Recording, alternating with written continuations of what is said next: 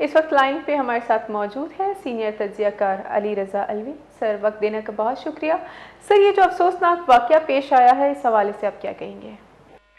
ये बड़ा ही तकलीफदेह वाक़या है जी। और ये आपको पता है कि एक दहशतगर्दी का जो ये सिलसिला अब शुरू हो गया है। और बिल्कुल वाज़ेह तौर पर मोहसिन नकवी साहब ने और अता तारड़ साहब ने, हुकूमत पाकिस्तान के नुमाइंदगान ने बड़ी वाज़ेह तौर पर चीज़ क्लियर कर दी है। और अब तो इसमें कोई इबहाम ही नहीं है कि उनका कहना ये है कि ये जो मुज़ाकरात नाकाम हुए हैं अफगानिस्तान के साथ, जो हमारे तालिबान के साथ मुज़ाकरात के 3-4 अदवार हुए और कई दिन मुसलसल जारी रहे, और उसके बाद ये एक मैसेज दिया गया है।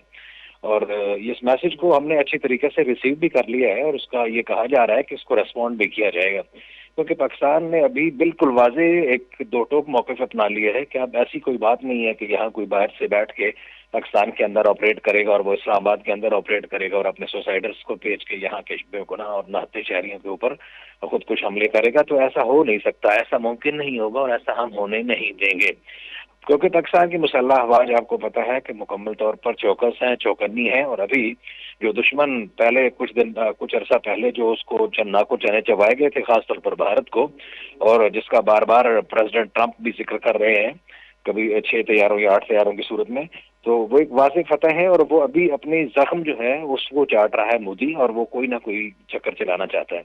ये बुनियादी तौर पर अफगानिस्तान से इंडियन स्पॉन्सर्ड जो है ये इस तरह का ये ऑपरेशन जो अभी तक जो आई है चीजें इब्तदाई तहकीकात में, ये इस तरह की कोई चीज लग रही है, और बड़ी तकलीफदेह बात है।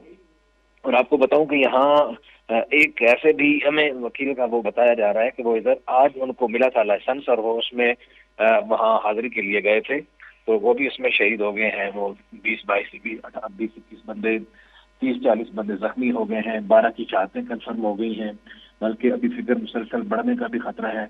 तो ये इंतहाई ही तकलीफदेह है। लेकिन आपको ये भी बता दूं कि और दुश्मन को भी ये बात वासी होनी चाहिए कि यहाँ पाकिस्तान और पाकिस्तान के लोग और पाकिस्तान की मुसल्लह अफवाज और पाकिस्तान के अवाम सब मिलकर एक दूसरे के साथ शाना बशाना खड़े हैं, और हम घबराने वाले नहीं हैं। इधर सुसाइड हुआ है, इधर G11 में, कचहरी में, तो इधर इस्लामाबाद में एक दूसरी जगह पर एक मेला भी लगा हुआ है।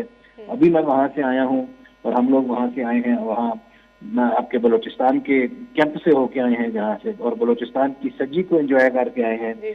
और वहाँ म्यूजिक है, और वहाँ जिंदगी है, वहाँ चहल पहल है।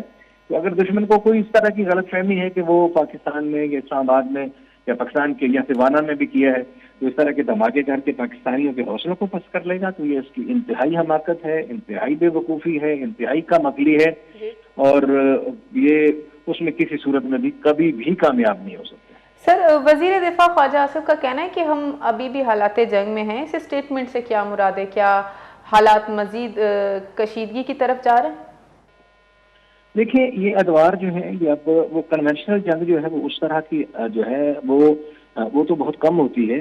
अब इस जंग से मुराद ये है कि हम मुकम्मल तौर पर एक नजरियाती जंग से उलझे हुए हैं। हम दहशतगर्दों के साथ जंग लड़ रहे हैं, दहशतगर्द हमारे साथ जंग लड़ रहे हैं।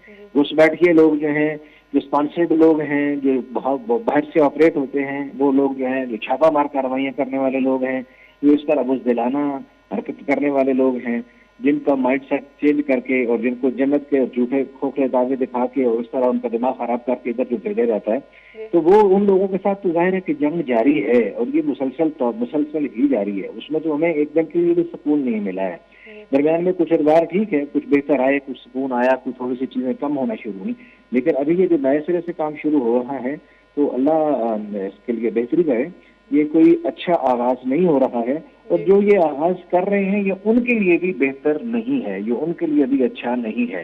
क्योंकि अब जो फौरी रिटेलिएशन हुई है, जो फौरी तौर पर पाकिस्तान की तरफ से रेस्पॉन्स दिया गया, वो बिल्कुल क्रिस्टल क्लियर है, उसमें कोई इबहाम नहीं है, कोई उसमें लगी लिपटी नहीं है, कोई उसमें कमजोरी नहीं है कि ये काम जो हुआ है ये भारत के जरिए, भारत ने अफगानिस्तान के जरिए करवाया है। तो दोनों को पैगाम दिया गया, हमारे वजीर दिफा की तरफ से भी यही पैगाम दिया गया, वजीर इत्तलात की तरफ से भी यही पैगाम दिया गया, वजीर दाखिला की तरफ से भी यही पैगाम दिया गया है। तो बहुत ही क्लियर हैं और बिल्कुल हौसले बुलंद हैं, कोई परेशानी नहीं है, कोई घबराहट की बात नहीं है। अपने शहरियों को हम भी यही कहेंगे कि वो जी। बिल्कुल पुरअमन रहें, बिल्कुल पुरसकून रहें। और जैसा कि मैं आपको बता भी रहा हूँ, अपना आपको देखा इस्लामाबाद का हाल भी बता रहा हूँ, जी, जी। इस्लामाबाद की सड़कों पर भी उसी तरह चहल पहल है। इस्लामाबाद की मतलब मेले ठेले लगे हुए हैं, सकाफती म्यूजिक जारी है, खाना पीना जारी है, खुशियां जारी हैं, टेंशन कोई नहीं है।